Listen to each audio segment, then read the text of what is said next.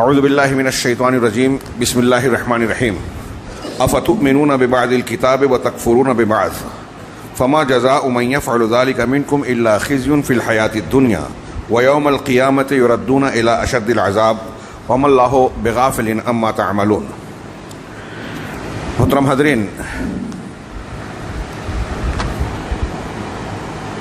دکتور ناصر بن عبد الکریم العقل سعودی عرب کے ایک مشہور عالم ہیں، جو جامعہ یونیورسٹی محمد بن سعود، امام محمد بن سعود الاسلامیہ کے کلیہ اصول الدین کے کالج کے استاذ ہیں، عقیدہ اور مذاہب پڑھانے کے۔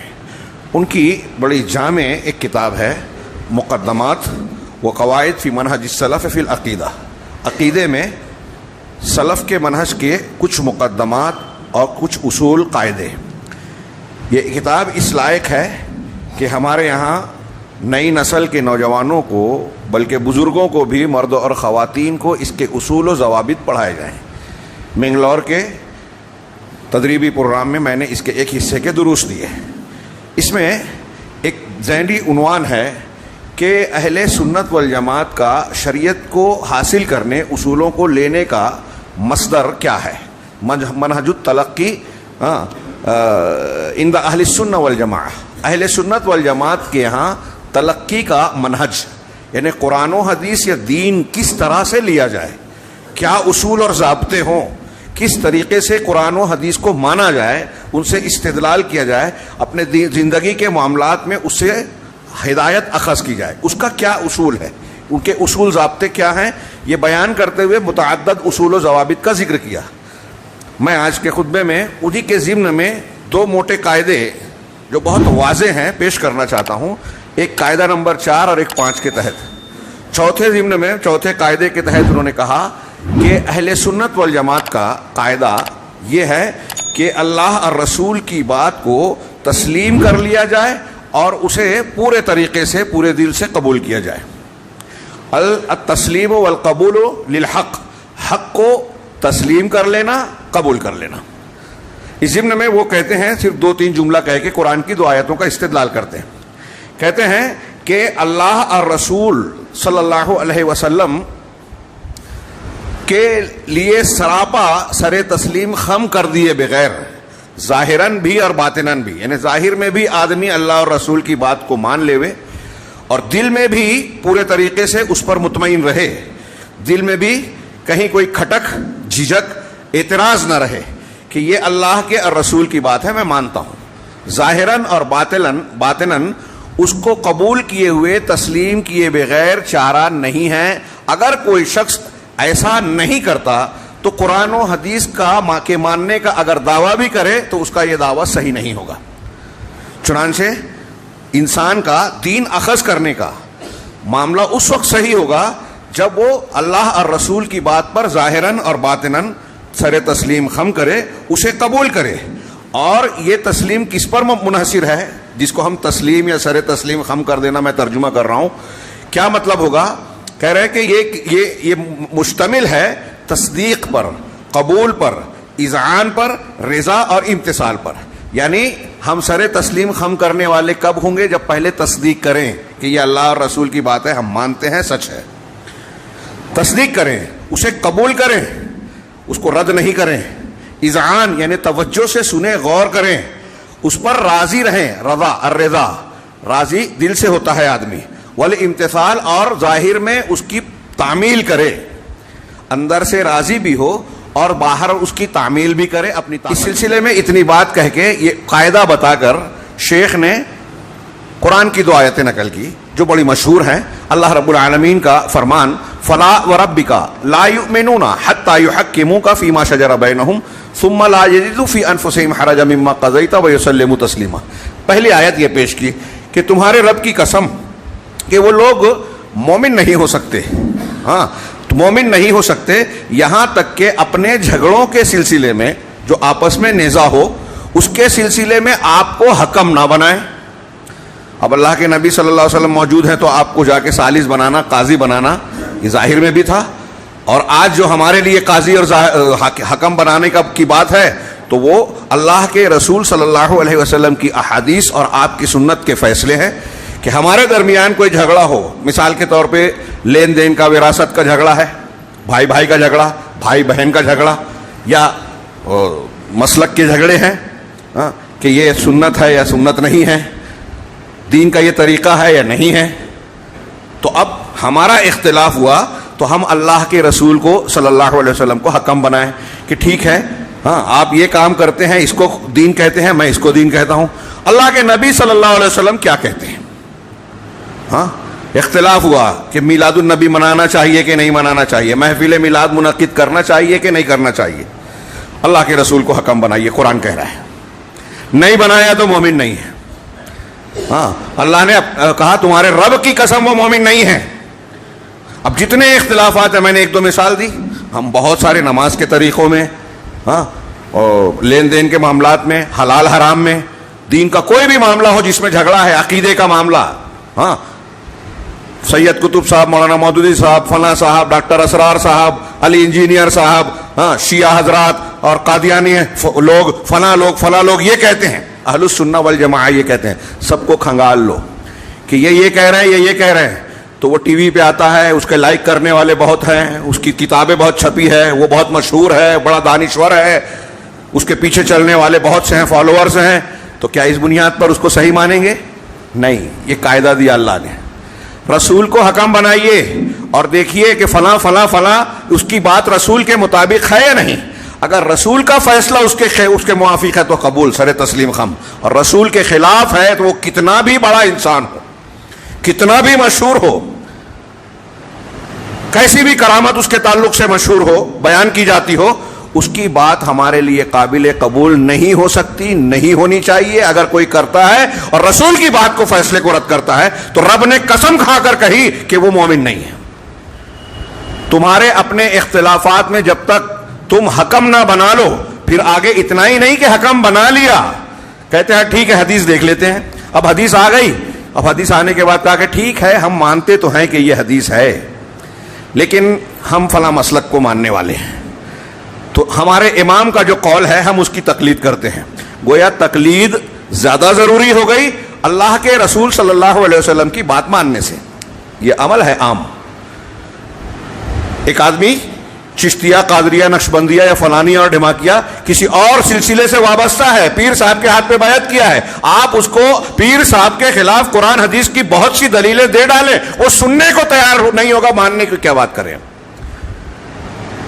ایک آیت کو اگر ہم پیمانہ بنائیں تو رب کی قسم، جو مسلمانوں میں بہت سارے وہ لوگ نظر آئیں گے جن کو رب نے اپنی قسم کھا کے کہا کہ وہ مومن نہیں ہے. اور ہم اور آپ جو قرآن حدیث کو ماننے کا دعویٰ کرتے ہیں، یہاں کچھ لوگ یہ جو باتیں ہم کہہ رہے ہیں، کچھ لوگ علمی اور اصولی بنیاد پر اللہ کے رسول صلی اللہ علیہ وسلم کو حکم بناتے نہیں، یا حکم بنا کے بعد مانتے نہیں، کہ ان کے پاس کچھ قاعدے ہیں، ہمارے امام، ہماری تقلید، ہمارا سلسلہ، ہم نے اس پر بیعت کی ہے. تو اب آپ نے پیر صاحب کی بیعت کر لی تو محمد رسول اللہ کو چھوڑ دیا. اشہد ان محمد رسول اللہ، اشہد ان محمد رسول اللہ کو ماننے کے شرائط میں شامل ہے کہ آپ اللہ کے رسول کو رسول مان کر آپ کی ساری باتوں پر انقیاد کریں گے، تابع داری کریں گے، اس کو قبول کریں گے، اس کے آپ سے محبت کریں گے، آپ کی باتوں سے محبت کریں گے. یہ شرائط لا الہ الا اللہ کے ساتھ شرائط محمد رسول اللہ بھی آپ دیکھ لیجئے. آپ کا محمد الرسول اللہ کہنا اس وقت تک صحیح نہیں ہوگا جب تک یہ شرائط نہ پائی جائیں. اب آپ اللہ کے رسول کی بات کو رد کر کے فلاں بزرگ، فلاں پیر، فلاں دانشور، ہمارے فلاں صاحب، ان کی بات کو اگر آپ نے مانا تو اللہ کہہ رہا ہے تمہارے رب کی قسم وہ مومن نہیں ہے جو آپ کو جھگڑوں میں حکم نہ بنائے. ثم لا یجدوا فی انفسہم حرجا مما قضیت، پہلی شرط قرآن کہہ رہا ہے. بہت غور سے، ہمارے ایمان کا سوال ہے. لوگ سرسری گزر جاتے ہیں، ان چیزوں کو اہمیت نہیں دیتے، نتیجہ یہ ہے کہ گمراہیوں میں پڑے رہتے ہیں. پھر اپنے دل پہ ثم لا یجدوا فی انفسہم حرجا، پھر اپنے دل میں کوئی حرج، کوئی تنگی محسوس نہ کریں آپ کے فیصلے سے. رسول صلی اللہ علیہ وسلم کو حکم بنایا اپنے اختلاف میں.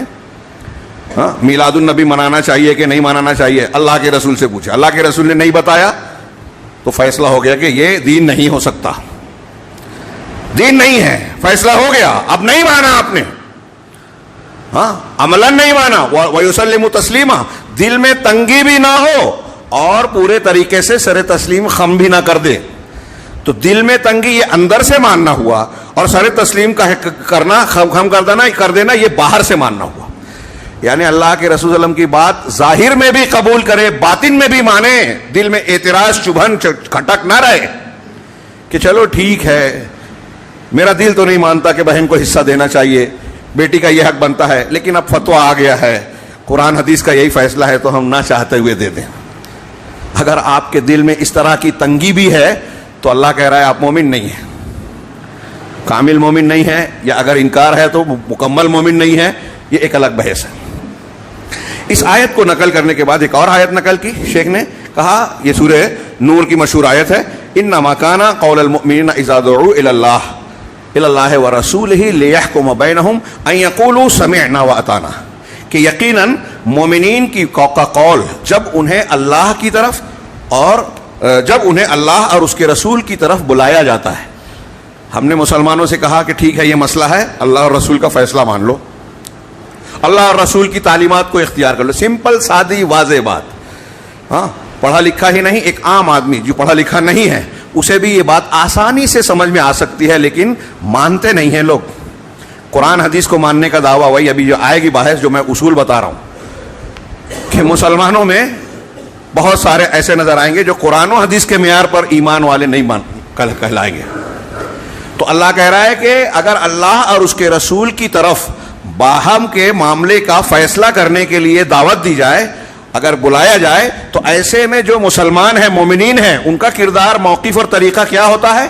قرآن کہہ رہا ہے ان یقولوا سمعنا واطعنا, وہ یہ کہتے ہیں کہ ہم نے سن لیا اور مان لیا. یہاں سمع اجابت ہے, صرف کان سے سننا نہیں جیسے ہم لوگ تقریر خطبہ سنتے ہیں. یہ سن لینا یہ مراد نہیں ہے. سننا دو طریقے کا ہوتا ہے, ایک صرف آواز سننا, ایک سن کر ماننا جس کو سماع اجابت کہتے ہیں. تو ہم نے سمع و طاعت کر لی, اللہ کی بات سن لی, رسول کی بات سن لی اور مان بھی لیا, اس کو تسلیم کر لیا. یہ مومنین کا فیصلہ ہوتا ہے. اور جو ایسا نہیں کرتا کہ ہاں اللہ کے رسول کی حدیث تو سن لی, ہاں مانتے ہیں, لیکن کیا ہے کہ میری سمجھ میں نہیں آتی بات. اگر ابھی ہم اس کو مانیں گے تو سائنس والے اعتراض کریں گے, اس لیے اس کو بیان نہیں کرنے کا. اگر ابھی ہم نے اس کو مان لیا تو اختلافات ہوں گے. آپ کو ہمارے یہاں آج کل کچھ لوگ ایسی حکمتیں بیان کرتے ہیں جو اللہ اور اس کے رسول کی حکمتوں سے نعوذ باللہ آگے کی لگتی ہے. ہندوستان میں دو شادی کرنے والی بات سمجھ میں نہیں آتی. یعنی آپ کے اسلامی احکامات کی یہ اجازت ہندوستان کے لیے موافق نہیں ہے, آپ یہ کہنا چاہ رہے ہیں. اللہ حکیم کی حکمت یہاں مار کھا گئی, آپ کی حکمت بہتر ہے. نعوذ باللہ من ذالک. کوئی مومن یہ سوچ سکتا ہے؟ ہاں, یہ غلط تھا, نبی صلی اللہ علیہ وسلم نے یہ غلط کام کیا, کوئی کہہ سکتا ہے؟ لیکن ہم کہہ رہے ہیں ایسے نہیں کہتے, دوسرے طریقے سے کہتے ہیں. ہاں, زنا چلے گا, نکاح ثانی نہیں چلے گا. ہاں, مسلمانوں کا طریقہ کیا ہے؟ ہاں, اپنے دل پر اگر نہیں سمجھ میں آ رہا ہے اللہ اور رسول کا فیصلہ, سر تسلیم خم کر دینا. گنجائش نہیں ہے کہ میں واقعات پیش کروں. ہماری صحابیات اور مائیں بہنیں جو گزر چکی ہیں ان کا یہ مزاج تھا, ایک بات سمجھ میں نہیں آ رہی ہے, اللہ اور رسول کا حکم آ گیا, جھک گئے, مان لیا, کوئی چھوٹ چھڑا نہیں کی, کیونکہ اللہ کا حکم ہے.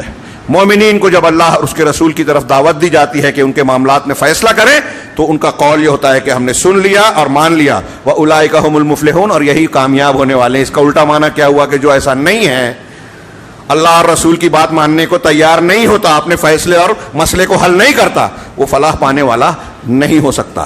ان دونوں آیتوں کو نقل کرنے کے بعد دکتور ناصر کہتے ہیں آگے یہ کہ چنانچہ بڑی پیاری جامع بات ہے جو بار بار آتی ہے لیکن بہت سے مسلمان مانتے نہیں ہیں.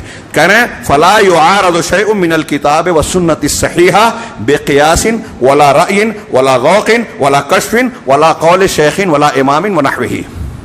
لہذا اللہ کی کتاب اور صحیح سنت, یعنی جو حدیث صحیح ثابت ہو گئے کہ اللہ کے رسول صلی اللہ علیہ وسلم کا فرمان ہے, سنت ہے, تو اللہ کی کتاب اور سنت صحیحہ کا معارضہ نہیں کیا جائے گا, اس کو ٹکرایا نہیں جائے گا. معارضہ معنی ٹکرانا, رد کرنا, مخالفت کرنا.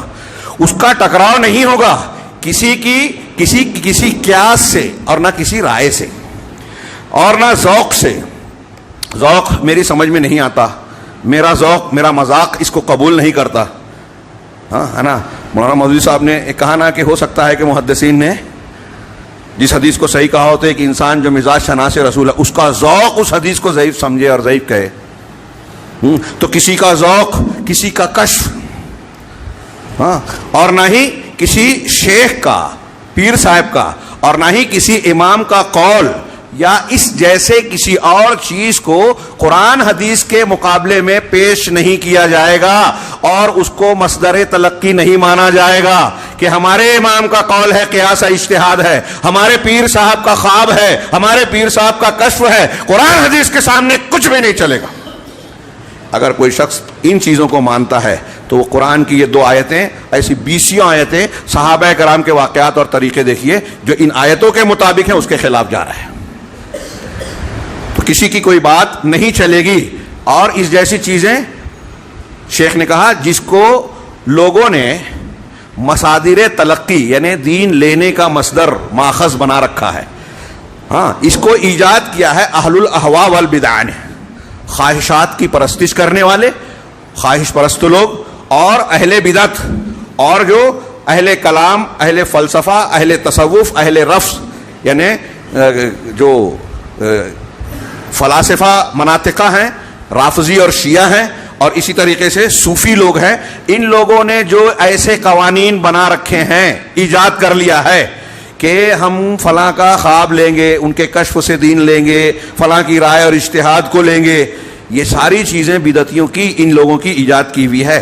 یہ پوری ایک تاریخ ہے جو ایک دو جملے میں ہم کہہ رہے ہیں کہ قرآن و حدیث سے ہٹ کر ان چیزوں سے، خواب سے، رائے سے، قیاس سے، کشف سے اور اس جیسی چیزوں سے دین کو لینا، یہ اہل بدعت کی ایجاد ہے. اور ان میں کچھ لوگوں کو ذکر کیا، اہل کلام، اہل فلسفہ، اور اہل تصوف، اہل رفض، اور ان جیسے کچھ دوسرے لوگ، آج کے جدید کچھ لوگ ہیں، ان سے گئے گزرے. وہ تو ائمہ کرام جو گزرے ہیں قرآن و حدیث کے مقابلے میں، اگر صحیح سچا امام ہے، یہاں تک کہ کوئی صحابی ہے، اس کی بات کو بھی لینا گمراہی ہے. جیسا کہ ثابت ہے، بار بار آپ سنتے ہیں ابن عباس نے کہا کہ تم پر پتھروں کی بارش ہو سکتی ہے. میں کہتا ہوں اللہ کے رسول صلی اللہ علیہ وسلم نے فرمایا، اور تم کہتے ہو ابو بکر اور عمر نے فرمایا. اگر حدیث کو رد کرنے کے لیے ابو بکر اور عمر کی بھی بات آئے تو پتھر کی بارش ہوگی، عذاب آئے گا. یہ ایک صحابی رسول کہہ رہے ہیں، اور ایسی بہت سی اقوال اور احادیث پیش کی جا سکتی ہیں، آیتیں پیش کی جا سکتی ہیں.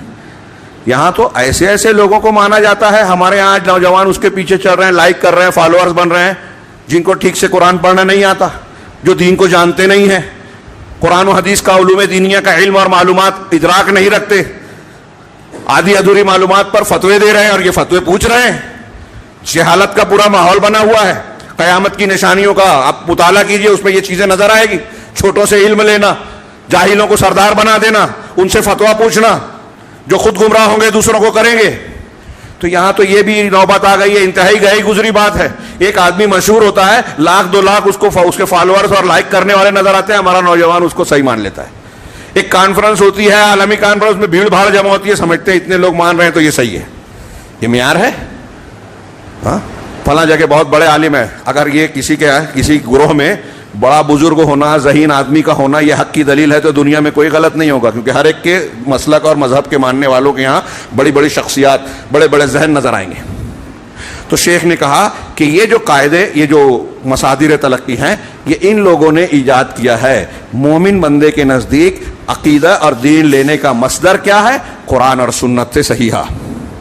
یہ آ جائے تو سر تسلیم خم کر دے، اپنے جھگڑے کا فیصلہ ان سے کرائے، ان کا فیصلہ ہو جائے تو ظاہر باطن میں اسے بے چوں چرا مان لے. بالکل صاف سیدھی بات. ہاں، موقع نہیں ہے، میں اگلا پہلو پیش کرنا چاہتا ہوں اور وہ زیادہ واضح کرنا چاہتا ہوں. یہاں صرف اتنا کہوں گا کہ آج مسلمانوں کی اکثریت مختلف جماعتوں، مسلکوں کے طور طریقے، اصول و ضابطے، موٹی موٹی باتوں کو آپ اگر لیں گے اور اس جو قاعدے کو جو بہت سمپل سادہ پڑھا ہے، اور یہاں موجود بہت سارے لوگ سوچ رہے ہوں گے کہ یہ چیزیں ہم جانتے تھے، ان اصولوں پر پرکھیں تو آپ کو نظر آئے گا کہ مسلمانوں کی اکثریت ان بنیادوں پر، اسلام کے قاعدے پر، قرآن کے اصول پر، اللہ کے رسول اور صحابہ کرام کے طریقے پر نہیں ہے. اسلام کی کچھ باتوں کو مانتے ہیں، ہاں، اور کئی باتوں کو جو ان کی سمجھ کے خلاف ہے ان کے امام کی رائے اور اجتہاد کے خلاف ہے، ان کے پیر صاحب کے بتائے ہوئے طریقے عبادت، بدعتی عبادات، اذکار، مراقبات اور نہ جانے کیا کیا ان عقائد کے خلاف ہے، تو وہ وہاں قرآن و حدیث کو چھوڑ دیتے ہیں، امام کی، پیر کی، بزرگ کی بات لیتے ہیں. منبر رسول سے کہہ رہا ہوں.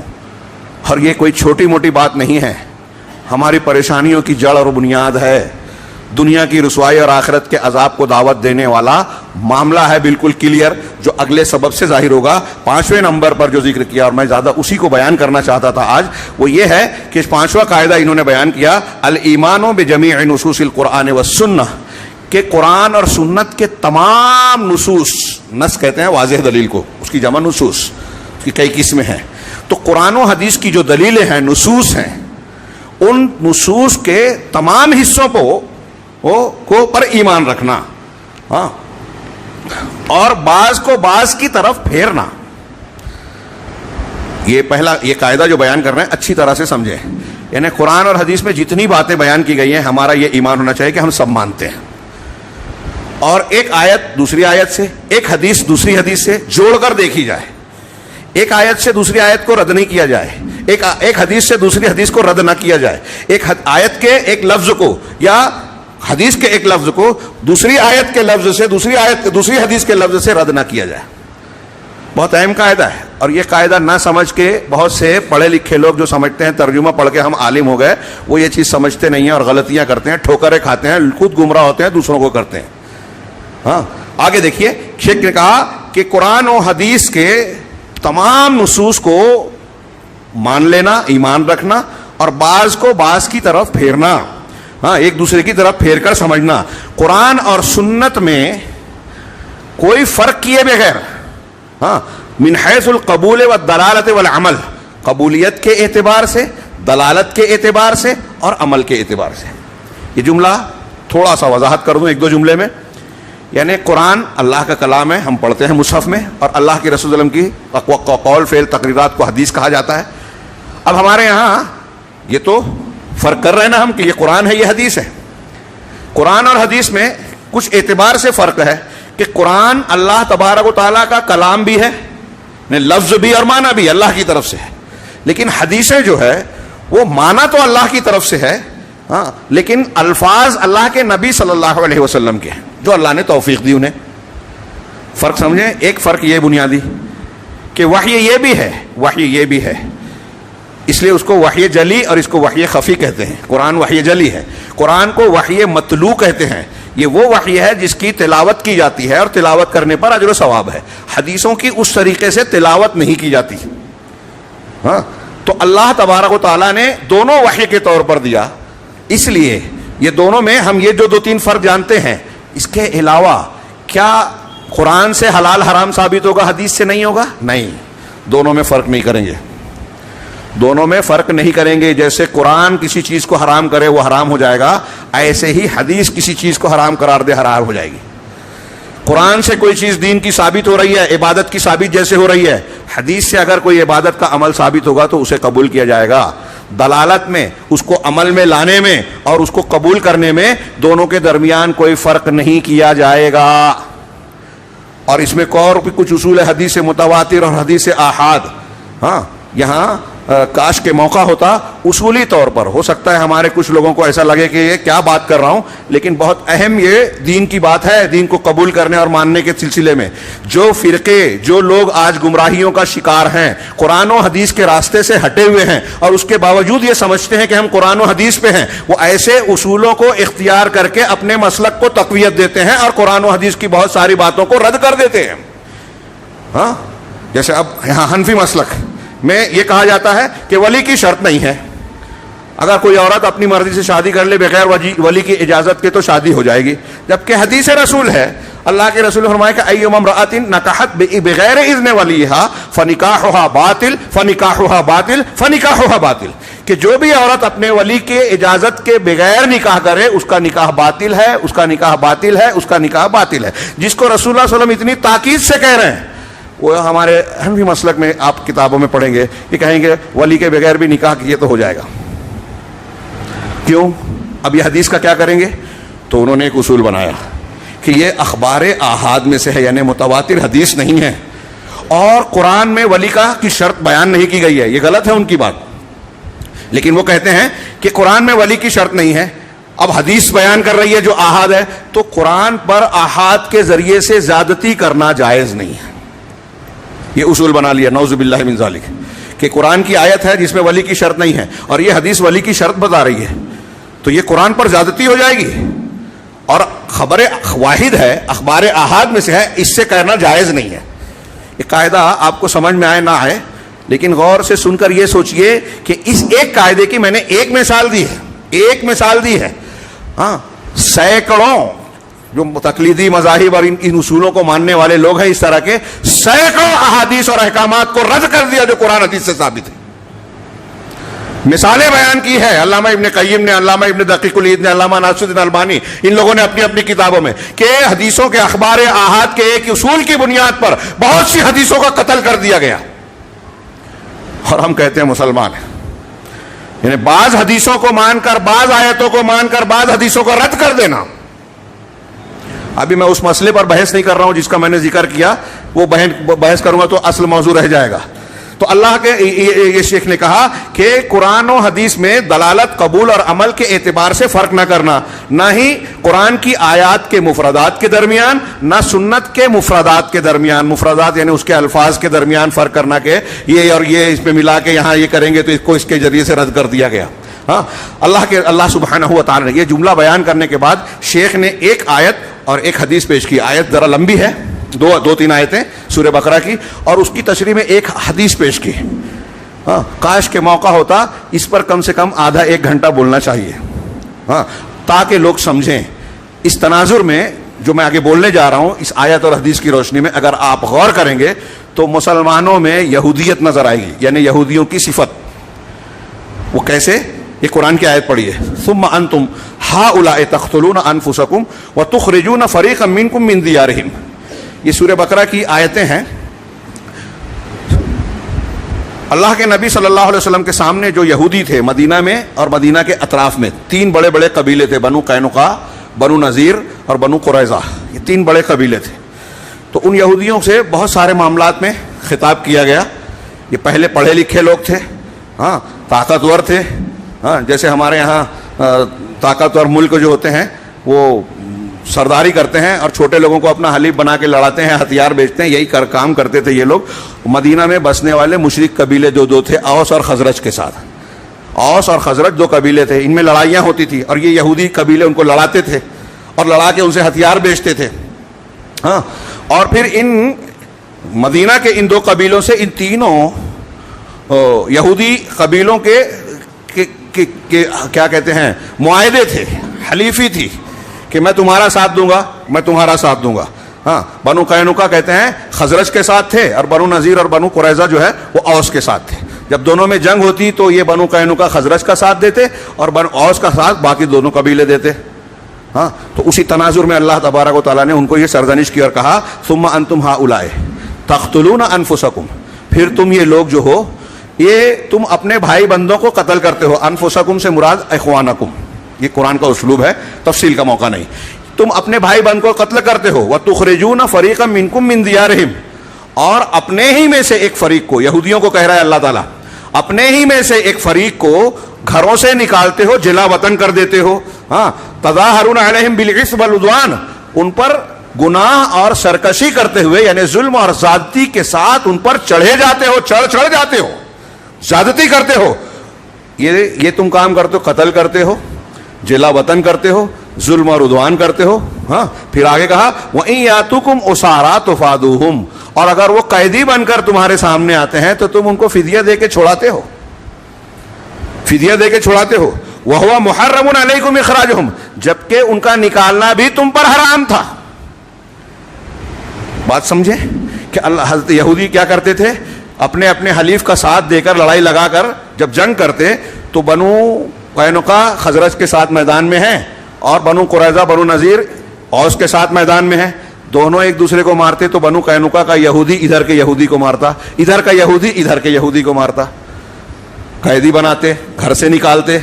اب جب قیدی بن کر آتے تو ادھر کا یہودی بولتا کہ میں جو ان کے پاس ان کا قیدی بن کر آتا نا, اس کو بولتا کہ میں اس کا فدیہ دے کر اس کو چھڑانا چاہتا ہوں, آزاد کرنا چاہتا ہوں. تو پوچھا جاتا ارے ابھی تو تم نے جنگ کی تھی, اب اس کو چھڑوا کیوں رہے ہو, اس کے لیے پیسہ دے رہے ہو, خرچ کر رہے ہو. کہا توریت میں ہم کو اللہ نے حکم دیا ہے کہ اگر تمہارا کوئی آدمی قیدی بن جائے تو اس کو فدیہ دے کے چھڑاؤ. تو اللہ تعالیٰ نے کہا کہ توریت میں یہ اگر تم کو حکم دیا گیا ہے کہ اپنے ساتھی قیدیوں کو فدیہ دے کر چھڑاؤ, تو یہ بھی تو حرام ہے کہ آپس میں ایک دوسرے کا خون مت بہاؤ. یہ بھی قرآن نے, توریت نے کہا ہے. گھر سے مت نکالو, ظلم نہ کرو ایک دوسرے پہ. تو یہ 3 حکم تم نہیں مان رہے ہو. اور بڑی پابندی سے لوگوں کے آر کو دیکھتے ہوئے عبد الرحمن بن ناصر نے اس کی تفسیر میں کہا کہ آگ پر کیا ہے, نار پر آر کو ترجیح دی انہوں نے, کہ لوگ ہمیں کیا کہیں گے کہ ارے یہودی کے کام نہیں آ رہا ہے, اس لیے جو ہے اس کو فدیہ دیتے, پیسہ دے کے چھڑاتے تھے. اللہ رب العالمین نے ان کی اس روش کا ذکر کر کے سرزنش کی اور آگے کہا افتؤمنون ببعض الکتاب وتکفرون ببعض, کیا تم اللہ کی کتاب کے بعض حصے پر ایمان رکھتے ہو اور بعض کا انکار کرتے ہو. بڑی جامع بات. اور آج کے موجودہ مسلمانوں کے حالات کا, دین کے ماننے کا تجزیہ اگر ہم اس آیت کی روشنی میں کریں تو اگلے 5-6 ہفتہ میں کرتا رہوں گا اور مضمون پورا نہیں ہوگا. کہ ہمارے یہاں جس میدان میں آپ دیکھیے آپ کو یہ شکل نظر آئے گی کہ ہم مسلمان اپنے آپ کو بولتے ہیں لیکن کہیں کچھ چیزیں مانتے ہیں, کچھ چیزیں نہیں مانتے. دین کی کچھ چیزوں کو کچھ جماعتوں نے, ایک جماعت نے حکومت قائم کرنا چاہیے, اب اس سے متعلق محنت کر, دوسری کوئی چیز پیش کر, نہیں وہ ہماری پالیسی کے خلاف ہے. کیا پالیسی ہے آپ کی؟ اللہ اور رسول کی پالیسی سے الگ پالیسی ہے. تو پھر آپ دین کا کام مت کرو, یہ بولو کہ ہم سیاست کر رہے ہیں, ہماری پارٹی یہی ہے. دعوت و تبلیغ کا نام کیوں لیتے ہو؟ دعوت و تبلیغ کرنی ہے تو پورا دین مانا جائے گا. اب کہتے ہو کہ یہ اہم نہیں ہے, یہ فروعی مسئلہ غیر اہم ہے. اللہ اور رسول کی کوئی بات غیر اہم نہیں ہے. یہ الگ بات ہے کہ ساری اہم باتوں میں کچھ چیزوں کا درجہ اونچا ہے. عقیدہ بنیاد ہے. عقیدہ اگر صحیح نہیں ہے تو آپ کتنی بھی نماز پڑھ لیں, کتنا بھی روزہ رکھ لیں, کتنے بھی عبادت کر لیں, سب بیکار. اور ان کے نزدیک عقیدہ ہی فروعی مسئلہ بن گیا. ایک جماعت فضائل پر محنت کر رہی ہے, آداب بتا رہی ہے, وہ بھی چند چیزوں کا آداب, کھانے کے آداب بتاتے, راستے کے آداب دیکھ لیجئے. دیندار شہر میں سب بے دین نظر آئیں گے. لوگوں کو تکلیف دینا ان کے لیے کوئی مسئلہ نہیں ہے. آٹو والا ہو, ٹھیلے والا ہو, دکاندار ہو, مالدار ہو, غریب ہو, راستوں کو خراب کریں گے, گندا کریں گے, اس پہ ناجائز قبضہ کریں گے. دین کے خلاف جو اللہ کے رسول نے کہا دین کا ادنا درجہ, تو آپ فضائل والے دین کو مان رہے ہو اور مسائل والے دین کو نہیں مان رہے ہو. افتؤمنون ببعض الکتاب وتکفرون ببعض, یہ یہودیت نہیں ہے کیا؟ حرام سودی لین دین کر رہے ہو, سودی بینک سے لین دین کر رہے ہیں. مولوی صاحب کا فتویٰ راستہ نکال کے جو ہے حلال کو حرام بنا رہے ہیں. حرام پیسہ لے کے نوٹ چینج کر دیا, کہا فتویٰ مولوی صاحب کا کہ وہ حرام حلال ہو جائے گا. آپ کا حرام حلال ہوا, جس سے تبدیل کیا اس کا حلال حرام نہیں ہوگا. ہمارے یہاں ایک صاحب نے بتایا حرام پیسہ آتا ہے تو دکاندار کے پاس جاتے ہیں, بولتے ہیں یہ نوٹ لے کے دوسری نوٹ دے دو, تو کہا اس طرح حلال ہو گیا. تو آپ کا حرام, یہ مولوی صاحب نے بتایا نسخہ. تو میں نے, مجھ سے جب کسی نے آگے پوچھا, میں نے کہا بتائیے کہ آپ کا حرام ایسا کرنے سے حلال ہو گیا, تو اس بیچارے دکاندار کا حلال حرام نہیں ہوا؟ بیٹھے بٹھائے وہ بیچارہ دھندا کر رہا ہے اور آپ نے اس کے حلال کو حرام بنا دیا. کہا صرف حلال ہی ہوگا. ایک صاحب نے پوچھا کہ ہمارے مدرسے میں ایک معاملہ ہوا, مجھ کو اس سے کھٹک ہے. وہ حنفی مسلک کے ماننے والے تھے, میں نے ذکر کیا اس سے پہلے. کہا وہ کیا؟ کہا وہ جو چمڑے کا پیسہ آیا تو کچھ غریب بچوں کو بلایا اور کہا کہ یہ ہم آپ کو تفویض کر رہے ہیں, تملیک کر رہے ہیں, مالک بنا رہے ہیں. اب ان کو مالک بنا دیا. اب اس کے بعد جو ہے ان سے کہا گیا کہ آپ مدرسے کو ہبہ کر دو. بچوں نے ہبہ کر دیا. تو وہ صاحب جو تھے, ٹرسٹی تھے مدرسے کے, کہا میں نیا بنا ہوں لیکن یہ چیز دیکھ کے مجھے بڑا عجیب سا لگا. میں نے کہا یہ کیا ہے؟ تو کہنے لگے کہ یہ ہمارے فلاں عالم نے, اشرف علی تھانوی رحمہ اللہ صاحب نے لکھا ہے, ایسا کرنے سے حلال ہو جائے گا. جو غریبوں کا حق ہے وہ مدرسے میں دیا جا سکتا ہے. دلیل وہ دیتے ہیں حنفی مسلک میں کہ اللہ کے رسول صلی اللہ علیہ وسلم گھر میں گئے, گوشت کی خوشبو آ رہی تھی, ہانڈی چڑھی تھی, تو کہا کہ یہ جو ہے گوشت ہے, آج ہمارے گھر گوشت ہے. حضرت عائشہ نے کہا وہ ہمارے لیے جائز نہیں. کیوں؟ کہا کیوں جائز نہیں ہے؟ کہا وہ بریرہ جو ان کی آزاد کردہ لونڈی تھی حضرت عائشہ کی, کہا بریرہ کو صدقے کے طور پر دیا گیا اور ہم لوگوں کے لیے صدقہ حرام ہے, اہل بیت کے لیے. تو نبی کریم صلی اللہ علیہ وسلم نے کہا کہ لہا صدقۃ ولنا ہدیہ, ان کے لیے صدقہ ہے, ہمارے لیے ہدیہ ہے. وہ صدقے کی حقدار ہے, یعنی زکوٰۃ کی صدقے کی حقدار ہے, تو ان کو صدقہ دے دیا گیا. اب وہ مالک ہو گئی نا, اب وہ مالک ہو گئی تو مالک کی حیثیت سے وہ کسی مالدار کو بھی کھلاتے ہیں تو کوئی بات نہیں ہے, وہ زکوٰۃ اب تھوڑی رہ گئی. تو وہی بات یہاں پیش کر رہے ہیں. مارو گھٹنا ٹوٹے سر, کہاں کا استدلال, کہاں کی دلیل. تو انہوں نے مجھ سے پوچھا کہ آپ کا کیا کہنا ہے, مجھے اطمینان نہیں ہے, میں جانتا ہوں آپ اہل حدیث ہیں, لیکن آپ سے پوچھ کے میں اطمینان چاہتا ہوں. تو کیا جواب ہے؟ میں نے کہا ڈائریکٹ کہوں تو یہ یہودیت ہے. ان سے یہی جواب دیا میں نے کہ یہ یہودیت ہے.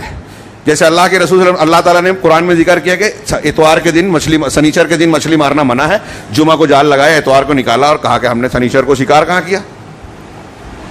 اللہ رب العالمین سے ہمارے مالیگاؤں کی زبان میں ہوشیاری. اسی طریقے سے جو اللہ کے رسول نے فرمایا کہ اللہ کی لعنت ہو یہود پر, اللہ نے جانور کی چربی کو ان پر حرام کیا, تو انہوں نے کیا کیا, چربی کو پگھلایا, بیچا اور اس کی قیمت کھائی. کہا ہم چربی کہاں کھا رہے ہیں.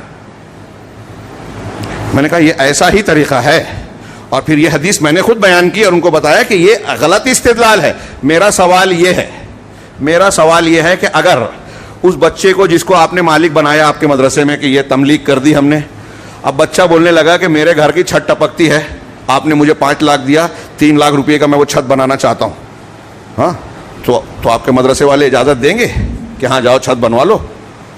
ہاں نہیں دیں گے. میں پھر مالک کہاں بنایا؟ اگر میں مالک ہوں کسی پیسے کا تو میرا اختیار ہے نا. آپ کے پاس اگر 10 لاکھ روپیہ ہے تو میں آ کے آپ سے کہوں کہ 10 لاکھ روپیہ ہبہ کر دو, اور آپ کر دیں گے جس کے مالک ہیں آپ. تو ایسا کرنے سے مالک بنایا کہاں آپ نے؟ ان بچوں کو جس طرح آپ کہہ رہے ہیں کہ آپ مالک ہیں آپ دے دو, تو آپ دوسرے مالکین کو شہر میں جا کے بولیں گے کہ تم جتنے مالک کو دے دو. یہاں 2.5% دینے میں لوگ آنا کہانی کرتے ہیں, زکوٰۃ پورا دیں گے. ہاں آپ اس بچے کو جتنا دے رہے ہو اتنا بول رہے ہو دے دو, ہبہ کر دو. کتنی عجیب و غریب بات ہے, کتنا کھلا دھوکہ ہے. ہاں تو یہ میں عرض یہ کرنا چاہتا ہوں, یہ 2-4 مثالیں دی. میں نے ابھی کہا کہ اگر میں کئی خطبہ مثالیں بیان کرنے میں دے دوں کہ ہمارے یہاں آج جتنے بدعتی ہیں, جتنے بدعتی, قرآن حدیث اور اہل سنت والجماعت سے ہٹ کر, اور کھل کے کہوں کہ اہل الحدیث کے علاوہ آپ جتنے گروہ کو دیکھ لیں آپ کو یہ روش نظر آئے گی. اصولاً اہل حدیثوں میں عملاً نظر آئے گی. اہل حدیثوں میں عملاً کہ ہم مانتے تو ہیں کہ قرآن و حدیث میں جو آ جائے مان لینا چاہیے, لیکن عمل میں ہمارے یہاں کچھ مانتے ہیں کچھ نہیں مانتے. جماعت کو ہمارے یہاں خاص طور سے جماعت اور اجتماعیت کو جیسے مانتے ہی نہیں اہل حدیث. سب صدر اور سیکریٹری کچھ بھی ہو اس کا الزام ان کے اوپر, آپ کی کوئی ذمہ داری نہیں. ہاں تو بہرحال میں یہ کہہ رہا ہوں جتنے بدعتی ہیں, جہاں جہاں وہ بدعت کر رہے ہیں وہاں قرآن و حدیث کو نہیں مان رہے ہیں. جہاں جہاں وہ شریعت اور قرآن و حدیث کے خلاف کر رہے ہیں وہاں وہ بعض چیزوں کا انکار کر رہے ہیں. اب وہ عملی طور پر ہو یا اصولی طور پر, اگر صرف عمل میں انکار ہے تو یہ عملی کفر ہے, اور اگر اصولاً انکار کر دیا قرآن حدیث کا تو یہ عقیدے کا کفر ہے, آدمی اسلام سے باہر ہو جائے گا. اور یہ جو روش اوپر والی بات اور نیچے والی بات یعنی جو میں نے بیان کی ہے, سر تسلیم خم کر دینا, قرآن حدیث میں تفریق نہ کرنا. آپ دیکھیے کہ کچھ ایسے لوگ آتے ہیں کہ ہندوستان میں بھی, ابھی میں نام نہیں لوں گا, پاکستان میں جاوید غامدی اس کی قبیل کا یہاں ایک علی گڑھ میں, یہ قرآن مانو حدیث کی ضرورت نہیں ہے تو قرآن اور حدیث میں تفریق کر رہے ہیں. ہمارے یہاں کچھ لوگ ہیں بعض حدیثوں سے, علی انجینئر اور فلاں جن سے ہمارے نوجوان متاثر ہیں, وہ بعض تاریخی واقعات کو لا کر قرآن و حدیث کا رد کرتے ہیں کہ دیکھیے اس سے امیر معاویہ رضی اللہ تعالیٰ عنہ کی یہ مذمت ثابت ہو رہی ہے, ام المومنین حضرت عائشہ کی غلطی ثابت ہو رہی ہے, فلاں کی اس کو برا مانو. اور ہمارا نوجوان لڑتا ہے مولویوں سے آ کے, آپ نے اس کو ایسا کہہ دیا, یزید کو رحمہ اللہ کہہ دیا, ممبر سے اتارو, مسجد سے نکالو. کون یزید؟ جس کو برا سمجھنا آپ ایمان کا حصہ سمجھ رہے ہو, آپ کا انجینئر آپ کو سکھا رہا ہے رافضیوں کا ایجنٹ بن کے, اور آپ اس کو مان رہے ہو. اس یزید پر بہت سے صحابہ کرام نے بیعت کی تھی, امیر المومنین مانا تھا, تو وہ آپ سے زیادہ بزدل تھے. آپ بہت بہادر ہیں, اور آج یہ بحث نکال کر آپ کوئی دین کی خدمت کر رہے ہو. تو یہ جو باتیں کہہ رہا ہوں وقت نہیں رہا. یہ آج ہمارے یہاں آج کے ماحول میں جو گمراہیاں ہیں, فکری انتشار ہے, خرابیاں ہیں ہمارے سماج اور معاشرے میں. ایک طرف ہم کو دکھتا ہے کہ بہت سی مسجد ہے, مسجد میں لوگ جا رہے ہیں, دینداری کا مظاہرہ کر رہے ہیں, دوسری طرف حرام خوری ہے, بے حیائی ہے, زنا کی کثرت ہے, زنا عام ہے, ہماری پیشانی پر بل نہیں ہے. ابھی دوسری تیسری شادی کی بات کریں تو ہماری خواتین کے ناک بھاؤں چڑھ جائے کہ مولوی کیا بولتا ہے. یہ مولوی نہیں بول رہا ہے، اللہ رسول کہہ رہے ہیں یہ مسائل کا حل ہے. پورے قرآن و حدیث پر جب آپ عمل کریں گے تو پورے قرآن و حدیث پر عمل کرنے کی برکت ملے گی. بعض کو مانیں گے بعض کو نہیں مانیں گے تو یہ برکتیں نہیں ملے گی. آپ کے گھر کے چولہے میں ٹھنڈک ہو سکتی ہے، آپ پریشان رہ سکتے ہیں اگر قرآن و حدیث کے بعض حصوں کو مانا اور بعض حصوں کو نہیں مانا تو آپ کا ایمان، آپ کا عمل، آپ کا منہج بیکار ہے. اللہ رب العالمین کے یہاں ایسی چیز قبول نہیں ہے. ہاں یہ میں جو کہہ رہا ہوں اس پر اعتراض نہ کریں. ہاں کشف و شبہات کے جو درست سنے ہیں پڑھے ہیں جن لوگوں نے وہ دیکھیں کہ بھائی صحابہ کرام کے زمانے میں پورا دین ماننے والے جنہوں نے صرف مسیلمہ کذاب کو نبی مان لیا، قرآن مانتے تھے، توحید مانتے تھے، حدیث مانتے تھے، روزہ رکھتے تھے، ایک دوسرے کو نبی مان لیا، اسلام سے خارج ہو گئے. زکوٰۃ دینے سے انکار کیا، صحابہ کرام نے قتال کیا، ان میں سے بعض کو کافر مانا بعض کو باغی مانا. ایک چیز کا انکار، ہم کتنی چیزوں کا انکار کر رہے ہیں. یہ الگ بات ہے کہ اگر تعویل کر رہا ہے کوئی آدمی، تعویلاً اگر غلط ہے تو ہم اس کو کافر کا فتویٰ نہیں دیں گے. کافر کسی معین کو کہنا یہ ایک الگ بحث ہے. لیکن قرآن و حدیث کی اس روشنی میں ہاں اللہ تبارک و تعالیٰ نے کہا کہ کیا تم بعض کتاب کے بعض حصے پر ایمان رکھتے ہو، بعض کا کفر کرتے ہو. آگے کی آیتیں پڑھیں، فما جزاء من یفعل ذلک منکم، تو جو شخص تم میں سے ایسا کرے گا تو اس کی جزا نہیں ہے مگر کیا، اس کا بدلہ کیا ہے، الا خزی فی الحیات الدنیا، دنیا کی زندگی میں رسوائی، بے عزتی، خزی. یہ اللہ تعالیٰ کا قرآن اور کلام بول رہا ہے جس کو ہم مانتے ہیں. آج مسلمان جو ذلت و رسوائی کا شکار ہے، جس کو سب سے زیادہ عزت والا ہونا چاہیے وہ سب سے زیادہ بے عزت ہے. یہ اللہ نے اس بے عزتی کی ایک وجہ ان آیتوں میں بتائی کہ یہ یہودی صفت، اس حدیث کو بھی ذہن میں رکھیے. اللہ کے رسول نے فرمایا کہ تم سے پہلے کے لوگوں کے نقش قدم پر ہو بہو چلو گے. تو یہودیوں کی یہ صفت آج مسلمانوں میں آپ کو جگہ جگہ نظر آئے گی کہ کچھ چیزیں مان رہے ہیں دین کی، کچھ چیزوں کو رد کر رہے ہیں، اصولاً رد کر رہے ہیں یا عملاً رد کر رہے ہیں. ایسا کر ضرور رہے ہیں. تو اس کا نتیجہ اللہ کہہ رہا ہے، ہم شکایت نہیں کر سکتے. ہاں کچھ لوگ لکھتے ہیں نا کہ اتنا ظلم ہو رہا ہے، مسجد توڑ دی گئی، مسلمانوں کے گھر پر بلڈوزر چل رہے ہیں، اتنا ظلم اور زیادتی ہو رہی ہے، عزتیں لوٹ رہی ہے، اللہ کی مدد کیوں نہیں آ رہی ہے؟ اس لیے نہیں آ رہی ہے کہ آپ لوگ اور ہم لوگ پورا دین مانتے ہی نہیں ہیں. ہمارے یہاں شرک ہو رہا ہے، بولتے ہیں آنکھیں بند کر لو، مسلک کا اختلاف اس کو مت چھیڑو، کوئی بدعت کر رہا ہے اس کو رد مت کرو، مطلب بدعت کو قبول کر لو. تو بعض کو مانو بعض کو مت مانو. تو جو ایسا کرے گا اس کے لیے دنیا میں رسوائی ہے. وَيَوْمَ الْقِيَامَةِ يُرَدُّونَ إِلَىٰ أَشَدِّ الْعَذَابِ، اور قیامت کے دن وہ سخت ترین عذاب کی طرف پلٹائے جائیں گے، جہنم کا بھیانک عذاب. وَمَا اللَّهُ بِغَافِلٍ عَمَّا تَعْمَلُونَ، اور تم اللہ اس سے غافل نہیں ہے جو تم کرتے ہو. یہاں اتنی ہی آیت پیش کی، لیکن میں اگلی ایک آیت بھی پیش کر رہا ہوں اس لیے کہ شیخ عبد الرحمن بن ناصر نے کہا کہ یہ عمل یہودیوں کا کیوں ایسا تھا، ہمارا کیوں ایسا ہے. جانتے ہیں لیکن مانتے نہیں ہیں، کیوں؟ اس کی وجہ اگلی آیت میں بیان کی، اولئک الذین اشتروا الحیات الدنیا بالآخرہ، یہی وہ لوگ ہیں جنہوں نے دنیا کی زندگی کو آخرت کے بدلے میں خرید لیا ہے. دنیا کو ہم ترجیح دے رہے ہیں، آخرت کو بھلا بیٹھے. یقین ہی نہیں ہے جنت جہنم پہ، یا پھر یہ سوچتے ہیں دیکھا جائے گا. یہ کاروبار کی طرح نہیں ہے کہ آپ کہیں جو سب کا ہوگا میرا بھی ہوگا، چل جائے گا. ہاں ایک ڈبکی لگائے گا نا، بخاری کی حدیث آپ نے بہت مرتبہ سنی ہے، دنیا میں جس نے کبھی دکھ نہیں دیکھا ہو، جہنم میں ایک غوطہ لگا کے نکالا جائے گا تو کہے گا کہ سکھ کیا ہے، آرام کیا ہے، مجھے معلوم ہی نہیں ہے. کتنے خطرناک جہنم ہے، عذاب ہے. اور اس بارے میں اللہ نے آگے کہا کہ اس آخرت کو چھوڑ کر دنیا کی زندگی کے پیچھے یہ لوگ پڑے ہیں. ہاں فلا یخفف، اس کو خرید لیا، فلا یخفف عنہم العذاب ولا هم ينصرون. تو اب یہ لوگ جو جہنم میں ڈالے جائیں گے نا، تو نہ ان سے عذاب میں تخفیف ہوگی، مسلسل چلے گا، اور ہلکا بھی نہیں ہوگا، عادت پڑ جائے گی اور جھیلنے کی طاقت ہو جائے گی، ایسا نہیں ہے. نہ اس میں تخفیف ہوگی اور نہ ہی ان کی مدد کی جائے گی. شیخ نے اس آیت کے بعد ایک حدیث پیش کی، بہت غور سے وہ حدیث سنی اور خطبہ ہم ختم کرتے ہیں. ہاں عمرو بن عاص رضی اللہ تعالیٰ عنہ کی روایت ہے، مسند احمد ابن ماجہ میں ہے، صاحب مجموع الزوائد نے اسے جو ہے مقبول روایت کہا ہے، صحیح کہا ہے غالباً. ہاں وہ کہتے ہیں کہ ایک جماعت نبی صلی اللہ علیہ وسلم کے باب دروازے پر بیٹھی ہوئی تھی، یعنی آپ کے گھر کے پاس کچھ لوگ صحابہ کرام موجود تھے. تو ان میں سے بعض نے کہا الم یقل اللہ کذا و کذا، کیا اللہ نے قرآن میں ایسا ایسا نہیں کہا؟ اور دوسرے لوگوں نے کہا کیا اللہ نے ایسا ایسا نہیں کہا. مطلب ایک جماعت نے جو باتیں پیش کی کہ قرآن میں یہ آیت ایسے ہے، تو اس کے جواب میں اس کے مخالفت والا ایک بظاہر معنی دینے والی آیت کا پڑھا کہ ایسا ایسا نہیں کہا. تو اللہ کے رسول صلی اللہ علیہ وسلم نے اس کو سنا، فسمع رسول اللہ صلی اللہ علیہ وسلم فخرج، آپ باہر نکلے، فکأنما فوقع فی وجہہ حب الرمان، تو آپ کے غصے سے آپ کی حالت ایسی تھی جیسے آپ کے چہرے پر انار کے دانے نچوڑ دیے گئے ہوں. غصے سے آپ کا چہرہ سرخ ہوا جا رہا ہے. ہاں، قرآن کی کچھ آیتوں کو پیش کر کے قرآن کی کچھ آیتوں کو اس کے رد میں پیش کیا جا رہا ہے. تو آپ کی یہ کیفیت ہو گئی. فقالا، اور آپ نے کہا اف بہذا امرتم، ہاں، او بہذا بعثتم، کیا تم کو اس کام کا حکم دیا گیا ہے یا یہ پیغام دے کر بھیجا گیا ہے؟ یہ حدیث اس لائق ہے، انشاءاللہ میں کسی موقع پر اس پر پوری تقریر درس دوں گا انشاءاللہ.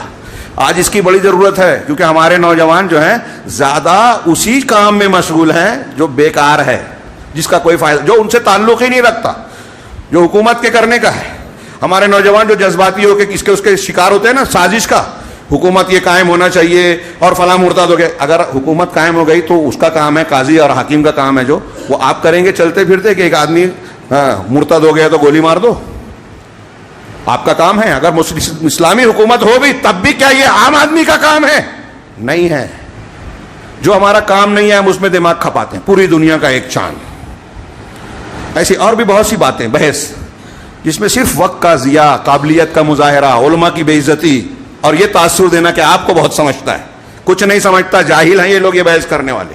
یہ اللہ کے رسول صلی اللہ علیہ وسلم نے کیا تم کو اس کا حکم دیا گیا، اس کے ساتھ مبعوث کیا گیا کہ انتظربوا کتاب اللہ بعضہ ببعض، کہ اللہ کی کتاب کو ایک دوسرے سے تم ٹکراؤ، رد کرو. بہت سارے لوگ یہ کر رہے ہیں، منکرین حدیث، بدعتی جتنے بھی ہیں، اپنی بات کو صحیح بولنے کے لیے رد کرتے ہیں اس کا. اللہ کے رسول، آپ بولیں گے پختہ قبر بنانا ثابت کرو. اللہ کے رسول نے حضرت علی سے توڑا دیا. کہا حضرت علی نے توڑا؟ اللہ کے رسول کے زمانے میں کوئی اولیاء تھوڑی تھے، وہ مشرکین کی پکی قبریں تھی، اس کو توڑوایا تھا. یہ دلیل دے دی. اور سامعین میں بھی ایسے لوگ ہیں، نعرہ تکبیر اللہ اکبر. کیا بات کہی شیخ نے، کیا حدیث نہیں پڑھی؟ اب یہ ایک حدیث اس طرح کی بات کہہ کے آپ نے مطمئن کر دیا کہ پکی قبر اولیاء کی بنا سکتے ہو، جبکہ حدیثیں موجود ہے کہ اللہ کے رسول صلی اللہ علیہ وسلم نے قبروں کو پختہ کرنے، چونا گش کرنے سے منع کیا، اس پہ لکھنے سے منع کیا. ہمارا قبرستان بورڈ سے بھرا ہوا ہے. کل ایک قبرستان میں ایک صاحب نے مجھ سے پوچھا کہ اتنی آپ کے یہاں باہر کے تھے، اتنی پارٹیاں لگی ہیں. میں نے کہا ہم تو سمجھتے تھے کہ صرف بریلوی حضرات یہ کرتے ہیں. میں کہا ہاں، یہاں دیوبندی حضرات بھی کرتے ہیں، بعض اہل حدیث بھی کر جاتے ہیں. جو صاف صاف منع ہے، یہ نہیں مانتے. بعض کو ماننا، بعض کو نہیں ماننا، اس میں بھی جوڑ لیجئے. اللہ کے رسول کی کتنی صاف حدیث ہے کہ اللہ کی لعنت ہے یہود و نصارہ پر، اپنے انبیاء کی قبروں کو مسجد بنا لیا.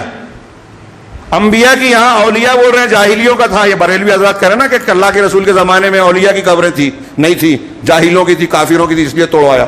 یہ اللہ کے رسول، اللہ تعالیٰ اللہ کے رسول انبیاء کی قبروں کے بارے میں کہہ رہے ہیں کہ انبیاء کی قبر پر اگر کسی نے مسجد بنائی تو اس پر اللہ کی لعنت ہے. اب بتائیے، یہ ماننے کے لیے تیار ہے؟ نہیں مانیں گے. تعویل کریں گے، گھماؤ پھراؤ کریں گے، فلاں اور فلاں کی کوڑی لائیں گے، اللہ کے رسول کی حدیث کا رد کریں گے. پھر بھی اللہ کے رسول سے محبت کرنے والے بولیں گے اپنے آپ کو، اور ہمیں کہیں گے گستاخ ہیں.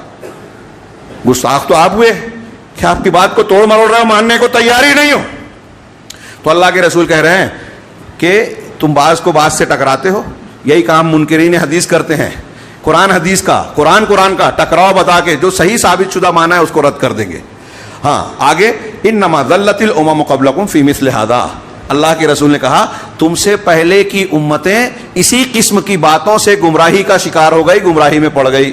اب پہلے کی امتیں اس کی وجہ سے گمراہ ہوئی، اور اللہ کے رسول نے کہا تم بھی پہلوں کے نقش قدم پر چلو گے. مطلب یہ امت بھی اسی راستے پہ چل کے گمراہ ہوگی. اور آج ہم آنکھوں سے دیکھ رہے ہیں. قرآن حدیث کا تھوڑا سا مطالعہ کیجئے اور گرد و پیش میں نظر دوڑائیے تو آپ کو سوشل میڈیا پر ایسے جاہل اور ایسے قرآن و حدیث کو رد کرنے والوں کی بھیڑ نظر آئے گی. ہاں، فلاں مسلک، فلاں امام، ڈاکٹر اسرار، فلاں علامہ، ہاں قرآن حدیث کو رد کر رہے ہیں. ڈاکٹر اسرار صاحب کو دیکھیے، وحدت الوجود پیش کر رہے ہیں اور ہمارے ہاں قرآن کی بڑی اچھی تفسیر کر رہے ہیں. ہاں کاش موقع ہوتا. ہاں یہ لوگ سمجھ کر گمراہ لوگوں کے پیچھے جا رہے ہیں. چنانچہ کہا انکم لستم مما ہا ہونا فی شیء، یہاں جو چیزیں تم بیان کر رہے ہو اس میں تم کچھ بھی نہیں ہو، تمہارا یہ کام بھی نہیں ہے.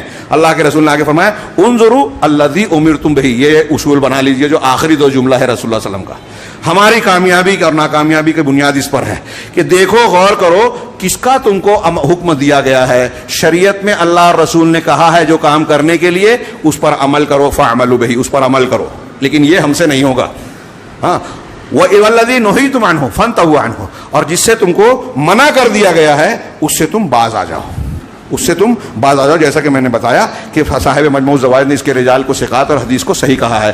اس کی تشریح انشاءاللہ دوسرے موقعوں پر دوسرے انداز میں ہوتی رہے گی۔ اللہ رب العالمین سے دعا ہے کہ وہ ہمیں اپنی اصلاح کی توفیق عطا فرمائے، ہمیں کامل مومن بنائے، ہم اپنے آپ کو فریب دے کر اسلام کی کچھ چیزوں پر عمل کر کے کچھ چیزوں کو مان کر اپنے آپ کو کامل مومن اور جنت میں جانے والا تصور کرتے ہیں، یہ ہماری بھول ہے قرآن و حدیث کی تعلیمات کی روشنی میں۔ اللہ رب العالمین اس بھول کو سدھارنے اور پھر اس کے مطابق ہمیں ایمان اور دین کو اختیار کرنے کی توفیق عطا فرمائے اور اس کی برکت سے دنیا اور آخرت میں کامیابی دے۔ بارک اللہ لنا ولکم فی القرآن المجید ونفعنا وإیاکم بالآیات